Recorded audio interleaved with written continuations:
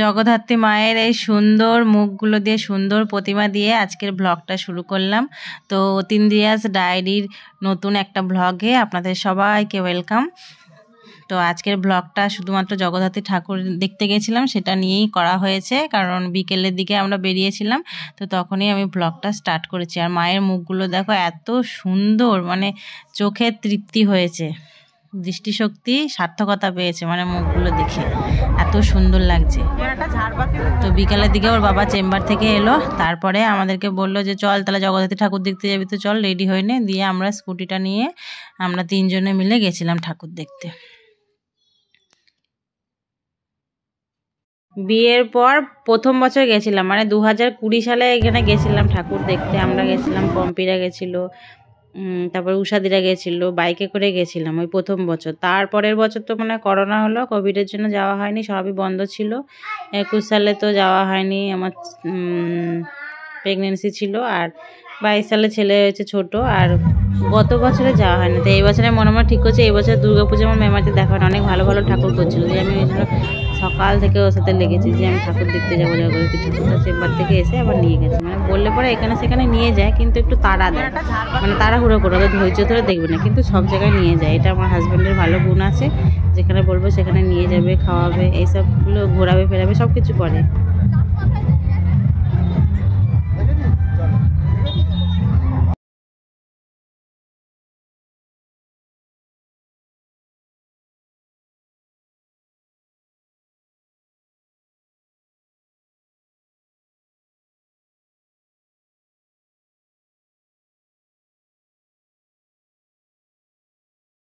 তো মেমারি থেকে এসে এই যে আমাদের গন্তব্যস্থলে আমরা পৌঁছে গেছি। প্রথম ঠাকুর হলো এটা, মেমারির দিক থেকে আর কি, হুগলি ডিস্ট্রিক্টে যাওয়ার পথে। আর আমাদের বাড়ির মানে পরেই, দুটো স্টেশন পরেই মেমারি পড়ে গেছে, মেমারি বলছি সরি, হুগলি ডিস্ট্রিক্ট পড়ে গেছে। তো ওখানে তো জগদ্ধাত্রী ঠাকুর বিখ্যাত হয়, সবারই জানা।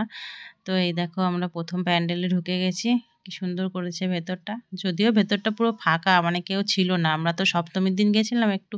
আর এটা একটু প্রথম দিকে বলে মানে আরও মাঝখানে অনেকটা রাস্তা, তারপরে আবার যে জমজমাট পুজোগুলো হয় সেগুলো আছে।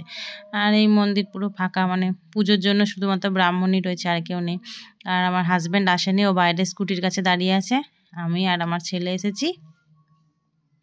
তো এই দেখো মায়ের মুখটা কি সুন্দর দেখাচ্ছে।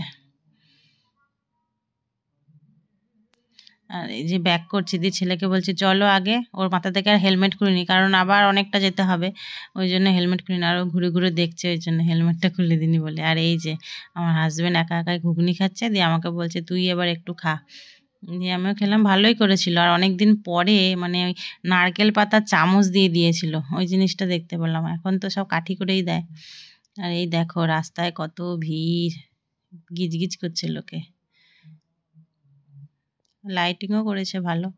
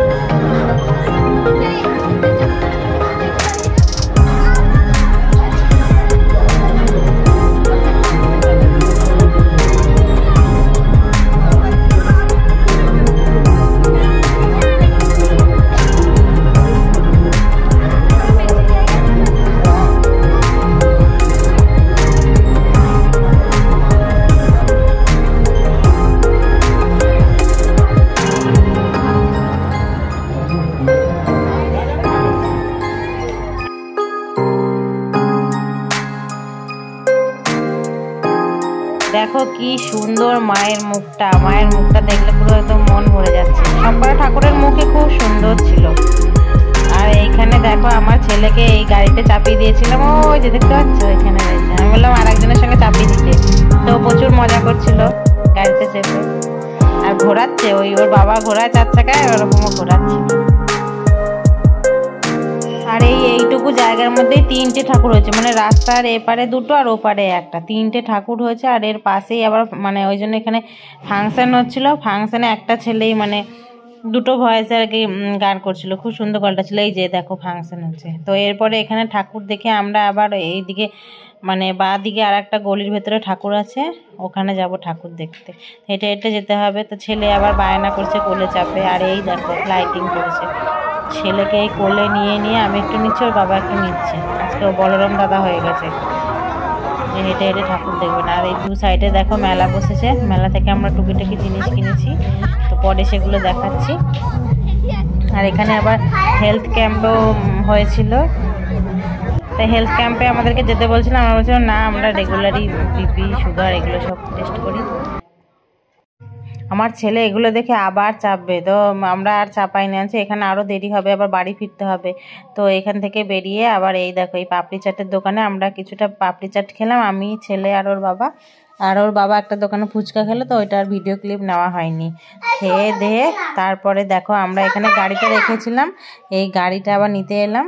গাড়ি নিয়ে এরপরে আমরা বাড়ি চলে যাব। বাড়ি যাওয়ার পথেও আবার একটা ঠাকুর পড়েছিল, তো ওর বাবা যায়নি, সেখানে আমি গেছিলাম।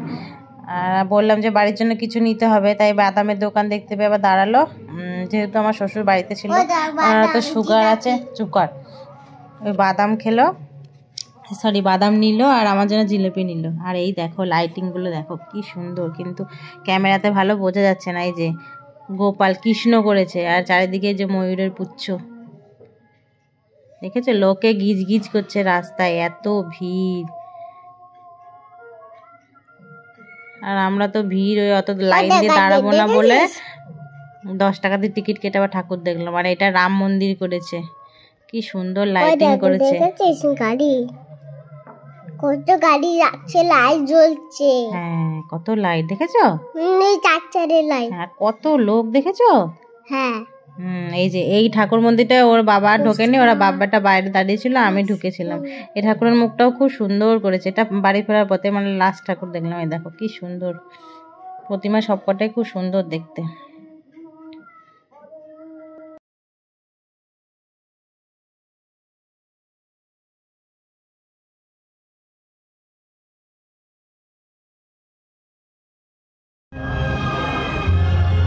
কালকে মেলা থেকে এটা ছেলের জন্য কেনা হয়েছে, এখন পড়েছে সকালে লাইট জ্বালিয়ে, সিং লাগছে পুরো। আর এই গাছটা কিনেছি, আর একটা গোপাল ঠাকুর আর কৃষ্ণ ঠাকুর লাগিয়ে দিলে লাইট জ্বলে, ওইগুলো কিনেছি।